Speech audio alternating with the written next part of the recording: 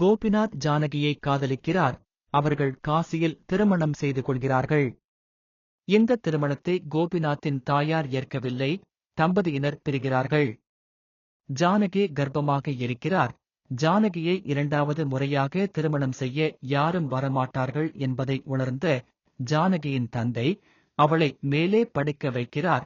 Collector ஆவதற்கு ஜானகியை தூண்டுகிறார். இதற்கிடையில் கோபிநாத் தென்னிந்தியாவுக்கு குடிபெயர்ந்தார்.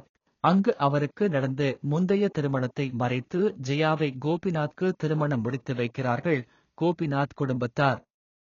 கோபிநாத், ஜெயா தம்பதிக்கு 3 குழந்தைகள் மற்றும் ஜெயாவின் தந்தை என அனைவரும் மகிழ்ச்சியான வாழ்க்கை வாழ்கிறார்கள்.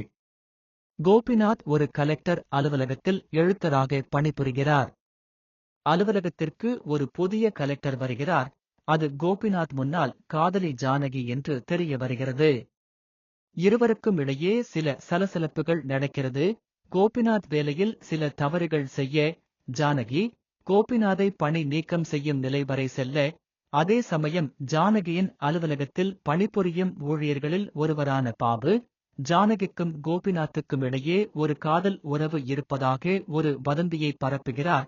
அந்த நேரத்தில் அலுவலக விழாவிற்கு வரும் ஜெயா, அந்த வதந்தி கேட்ட ஜெயா முற்றிலும் கலக்கமடைகிறாள்.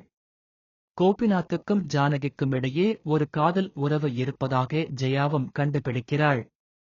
இதற்கிடையில் ஜானகி மற்றும் ஜெயா இருவரின் மகன்களான ராமு மற்றும் பிரபாகர் தண்ணீரில் மூழ்கி மருத்துவமனையில் அனுமதிக்கப்படுகின்றனர்.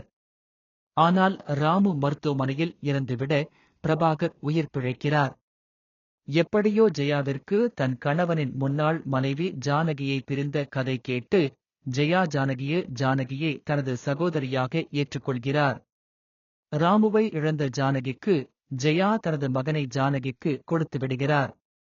ஜானகிக்கு வெளிநாட்டு பணி கிடைக்கிறது.